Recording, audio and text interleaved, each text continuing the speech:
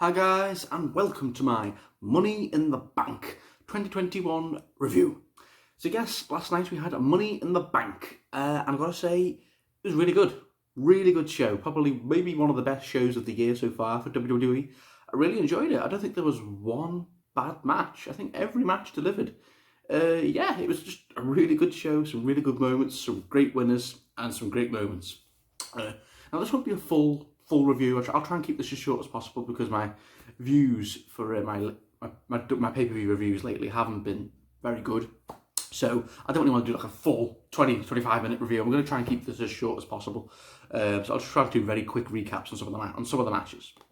Okay, so we have seven matches to talk about. So yeah, that's it. Let's get to it.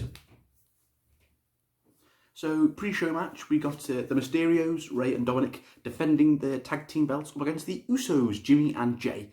And yeah, why was this on the pre-show? I think this is these two teams could put on a really good match on the main card, but whatever. So obviously they've been feuding a little bit on SmackDown while Edge and Roman have been feuding at the same time. And yeah, this was really good. It was a great 11.5 minute tag team match. Some great back and forth action between both teams. In the end, Jey Uso caught Rey with a super kick in midair and then a superfly splash on Rey, but he got a near fall. So then Rey went back for a 619 on Jey, but Jimmy Uso jumped the apron and was hit. And Jey rolled up Rey, and then Jimmy had his feet on Jey's back legs to leverage, so Rey couldn't get up or anything. And they won the titles. Oh my god! So yes, the Usos are now 7-time tag team champions. Yeah, big win for the Usos. Congrats, guys! 7-time tag team champs. Yeah, I feel a bit bad for Dominik and Rey. They've had quite underwhelming reign as tag team champions. I don't think they defended them once. Did they have any defences on SmackDown? But yeah, feel a bit bad for Dominik and Rey. But I'm sure they'll get another shot at the Usos, maybe at SummerSlam. We will see. But yeah, congrats to the Usos. Now the Usos and Roman have belts. So the Bloodline, as they're called, have belts. And yet they went backstage to celebrate Roman. So that was cool. Then on to the main show. Yes, we had the kick off the show. We had the women's Money in the Bank ladder match. Yes, so we had Nikki Ash, Asuka, Naomi, Alexa Bliss, Liv Morgan, Zelina Vega, Natalya, and Tamina. And it was a good match. I don't think it was one of the better women's Money in the Bank ladder matches. I had a bit of a slow start, but when it got going, it got really good. And yeah, this was great. I mean, everyone had their time to shine in this match. Every single competitor had their moment, had their bit. So Alexa tried to get the contract. Big pop from the crowd. Of course, I didn't mention that this was the first pay-per-view back in front of a live big crowd outside of Florida since the Elimination Chamber last year. So it was great to see the fans back in the stadium. Anyway, so Alexa tried to grab the contract, but Zelina Vega stopped her, and that put Zelina Vega in a trance. And it was like, oh, for God's sake.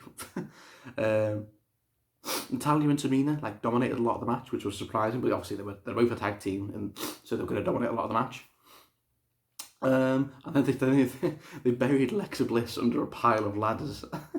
That was funny. I thought she was going to break out of them, but she didn't. No, so they just piled Alexa Bliss on top of all the ladders. And then they were all fighting. All the remaining women were all fighting on top of 3 ladders in the middle of the ring. They were all trying to do the half-arse grab. Oh, I just can't get the briefcase. When they could just simply go, got it. But they're like, oh, I just can't reach it. I hate that. So then when they were all fighting each other, Nikki Cross climbed up and unhooked it. Yes. And Nikki Cross wins, or Nikki Ash, and she was my prediction. Nikki Ash, Nikki Cross, and everyone was going, Nikki Cross, are you mad, Adam? Because I've got a little prediction chart I do with my wrestling friends, and none of them had Nikki Ash. I was like, yes, get in. So yeah, I told you she'd win. A lot of people had Liv Morgan, or most people had Liv Morgan, and Liv should have won. Liv got screwed, and personally, I just Liv Morgan doesn't do anything for me. I don't know what it is. She's a good wrestler, the crowd scene behind her, but what's her character? What is her character? And I just can't get behind Liv Morgan at the minute. Nikki Cross, I think I've liked Nikki Cross for a long time when she was the Scottish psychopath, kind of like Drew. But then now she's this superhero character, and it seems they were pushing it on Raw, and yep, they are. She's missed Money in the Bank. Go on, Nikki Cross. So she's like, so, good to see Nikki Cross getting a push. And it'd be cool to see who she cashes in on. Maybe, well, she's on Raw, isn't she? So maybe she cashes in on Charlotte or someone else at SummerSlam. We will see. And then on to, we got a tag team match for the WWE Raw Tag Team Championships. Yes, we got AJ Styles and Usos defending their belts up against the Viking Raiders. And yeah, this was a good match. Better than I think we all thought it was going to be. It was actually quite competitive because Omos took some bumps. It wasn't one off. You know, the Viking Raiders are great. They're a very good tag team, and this was a good match. We all know how good AJ Styles is. So yeah, they defended the belts up against the Viking Raiders, and in the end, Eric and Ivar had Omos down and out of the ring, and they hit the Viking Experience on Styles, but Omos got on the apron and shoved Eric into Ivar to break it up. So they came close to the Viking Raiders, and then at the end, Omos delivered a two-handed chokeslam. Boom! On Eric to retain them a title. So yeah, Omos and AJ retain. I believe this is their first defense on pay-per-view. About time too. So yeah, good for AJ and Omos. They keep the belts for a bit longer. Maybe they'll drop them to I don't know, Riddle and Randy at SummerSlam. That'll be a big moment. We will see. But yeah, but Viking Raiders, it was a good match because Viking Raiders are great. They had some good spots, and so did AJ and Omos. Omos is getting better, and obviously AJ was great as always. Yeah. Then next up we had was a singles match for the WWE Championship. Yes, we had Bobby Lashley with MVP defending his belt, going up against Kofi Kingston. And oh my god, this poor Kofi Kingston. This was, I'm not exaggerating, this was a squash. Kofi Kingston, I think, got like one move at the beginning, or did he? Did he even get a move? Yeah, Bobby Lashley just completely dominated the match, and I had a feeling this was going to be a squash after the way Bobby was on Raw. Like, no more games, no more women, no more champagne. I'm back to being Bobby Lashley, the destroyer, the dominator, the almighty. And he's like telling MVP how it is. This bullshit's over. And yeah, like, oh, Kofi, you've pissed Bobby off now with these stupid roll-up pins with Xavier and Kofi doing that on Bobby and MVP. So Bobby's pissed now, and my God, Kofi Kingston got absolutely dominated. It was only 7.5 minutes, but it was 7.5 minutes of Bobby Lashley just completely throwing Kofi around like a rag doll. Oh, it was hard to watch. I felt bad for Kofi, man. I thought he'd get a few moves, and I thought it would be somewhat competitive, but no, he didn't get one move. It was just 7 minutes of Bobby Lashley kicking Kofi's ass. So at the beginning, Lashley ran and cut. Yeah, so like I said, Kofi got an early move. It was a double stomp on Lashley's chest for a near fall, and that's all Kofi did. The remainder of the match was all Lashley, who beat Kofi down, and he hit the hurt lock at one point, but Kofi was like refusing to submit. And then at the end, Lashley hit the Dominator 3 times, and then locked in the hurt lock again. He hit in the hurt lock again, and then forced Kofi to submit. And yeah, Lashley retains, and the crowd were just like, what did we just watch? We just watched Kofi get his ass kicked. And credit to Kofi, because he didn't have to agree to get squashed. But obviously he has to agree to what goes in the match, and he didn't have to agree to get squashed. So credit to Kofi for doing that to make Bobby look really strong, because I think he needed that after Hell in a Cell. He really needed MVP to beat Drew. So I think they needed something to build Bobby up against. So yeah, just squash Kofi Kingston in 7 minutes. Wow! And Kofi's a competitor. He's former WWE champion. So yeah, credit to Kofi for letting that happen, and Bobby Lashley looked like an absolute dominator again. And with the rumours circulating that it's not going to be Brock, it's going to be Goldberg at SummerSlam. We'll see tonight on Raw. Goldberg's going to come back and challenge Bobby Lashley. I mean, I'll be down for that as long as as long as Bobby Lashley beats Goldberg. That's a big win for Bobby Lashley, and then maybe they save Brock for maybe Survivor Series. Not Survivor Series. That's champion versus champion, isn't it? I don't know. Maybe because I heard Brock isn't actually. They haven't actually brought him back for SummerSlam yet, so maybe it might be Goldberg. There's people saying it's gonna be Goldberg versus Bobby at SummerSlam, which is a big match as long as Bobby Lashley retains. I swear to God, if Goldberg beats Bobby Lashley, Okay, moving on. So next up we had was a singles match for the WWE Raw Women's Championship. Yes, we had Rhea Ripley defending her belt up against Charlotte Flair.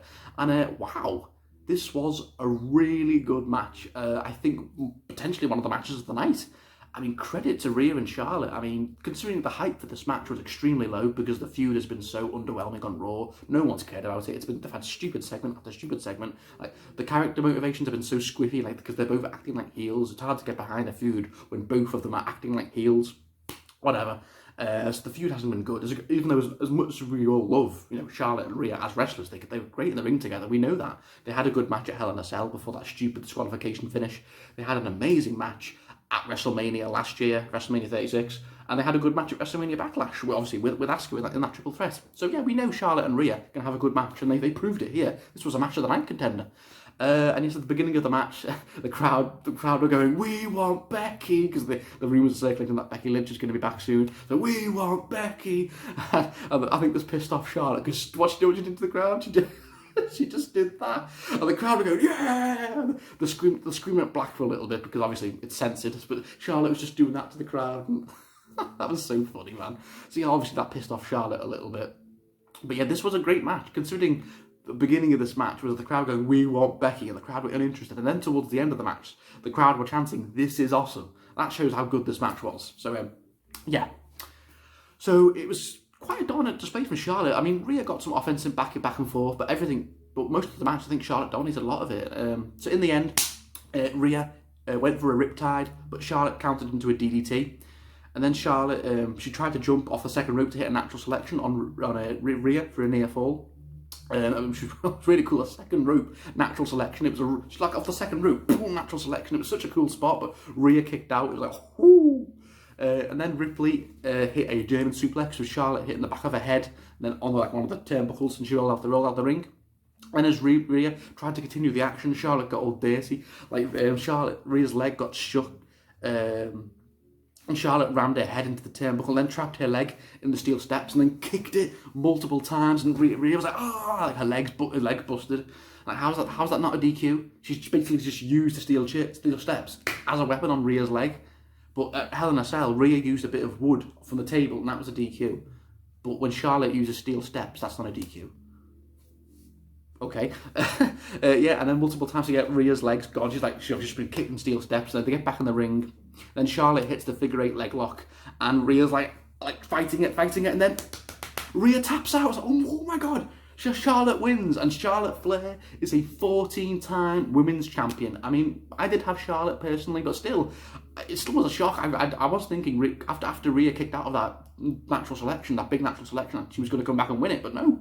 It was a clean win. Well, if you don't count the dirty move of the steel steps from Charlotte, it was a clean win from Charlotte, and Charlotte Flair is now a 14-time women's champion. She's catching up. She's got 2 more, and she's caught up Ric Flair.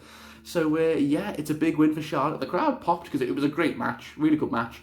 Rhea Ripley, it sucks now because she's 0-2 against Rhea in singles matches. Obviously at WrestleMania last year, now Money in the Bank. I don't count Hell in a Cell, that didn't count. So yeah, she's now 0-2 against Charlotte. Maybe Rhea gets her rematch at SummerSlam, but maybe Becky's going to come back at SummerSlam. Maybe on Raw tonight, Becky Lynch comes back. Oh, can you imagine the pop if the man comes back? Because she's been posting things every now and then, hinting that she's going to come back soon. So yeah, but it was a great match of the night contender. Really good 16-minute match between these two, and yeah, we will see what happens now with Charlotte, or maybe Charlotte gets cashed in on by Nikki Ash at SummerSlam. There's so many different things that could happen now heading into SummerSlam. It's really exciting. It was a really good match. And Rhea Ripley, she's only young. It was a shame that she had 2 pay-per-view defences of the belt before she lost it to Charlotte. And I'm sure Rhea's going to have plenty more title reigns in the future. And like I said, she's only in her mid to low 20s, so she's going to have plenty more title reigns in the future. So yeah, but Charlotte becomes a 14-time women's champion. Cool. We will see what happens now in the build-up to SummerSlam. The next up we had was a Money in the Bank ladder match for the World Championship Match contract. Yes, we had for the men, and this was great. So yes, we had Big E, Ricochet, John Morrison, Riddle, Drew McIntyre, Kevin Owens, King Nakamura, and Seth Rollins. And yeah, this was a great 17.5-minute Money in the Bank ladder match. Really good. Had so many good spots. I think we all knew this match was going to be amazing. With the competitors in this match, it was stacked. Had the potential to be one of the best Money in the Bank ladder matches of all time. Maybe it didn't quite get there, but I think it was definitely in the top 5 of this match. It was really good.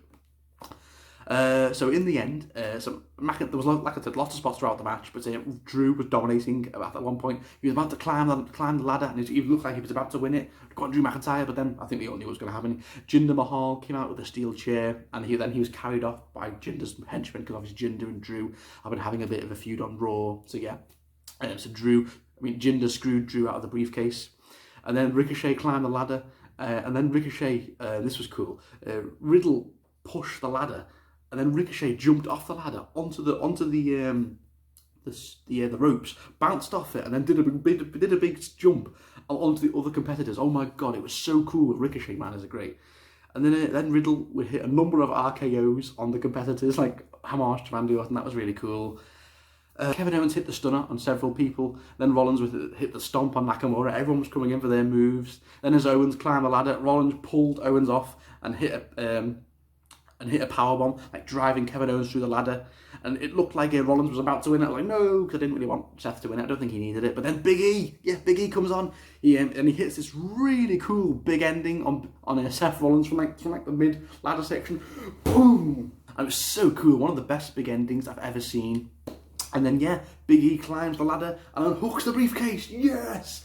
Big E wins the Money in the Bank briefcase. Big pop from the crowd. Big moment. I predicted Big E. A lot of other people predicted Big E. I think he was one of the favourites. And congratulations to Big E on his first Money in the Bank briefcase win. It's a big win for Big E. It's a sign that they're going to be pushing him.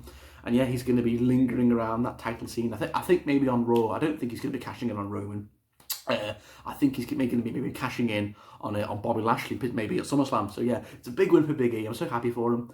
Honestly, it was a great match, really good match. But I think the right person won with Big E. I think if Big E, Riddle, or Ricochet had won, I would have been happy with any one of those three. But Big E won it. Congrats, big win for him. And he is now Mr. Money in the Bank. So Roman Reigns, I think Bobby Lashley, you better watch your back because Big E has got the briefcase, and I think he's going to be cashing in at SummerSlam. That's my prediction. Okay, but great match. I'm so happy for Big E. Then on to the main event. Yes, we had Roman Reigns defending his belt with Paul Heyman going up against Edge. Yes, for the Universal Championship. And this was a long match. It was 33 minutes. Ooh, really long match between Edge and Roman. So match gets started. And Edge kind of frustrates Roman at the beginning. He's constantly throwing Roman out the ring. Roman's just like getting all annoyed. Very slow beginning. There's a lot of like submission spots or like grappling spots. A very, very slow start. I don't think the first match didn't really get started for like 5 minutes. It was really, really slow start. But when it gets started, it was really good. And then Roman just begins to dominate a lot of the match for like 10, 15 minutes. It was hard to watch. I was like, Edge, because he hit like a Samoan drop on Edge outside the ring. And then he threw Edge into like one of the ring posts, and the Edge was just out. I was like, that puts down Edge, and for them for like 10, 15 minutes, Roman just completely dominated the match. Edge just couldn't get up. He was like looking really groggy, and it was getting annoying at one point. I was like, come on, why do they think Edge look like such a little bitch here? For God's sake, I mean. Edge nearly beat Roman at WrestleMania. Edge is a Hall of Famer, an 11-time world champion, and why are they making him look so weak against Roman? Like Cesaro, KO, and Daniel Bryan had more offense than Roman at this point. And I was like, for God's sake, come on. So but then Edge started to make a bit of a comeback when he was getting put in chokes, and he was coming back, and then it became much more even. Then Edge came back into the match, and then they went outside the ring for a bit, and Edge hit a spear on Roman. Through the barricade, boom! That was so cool.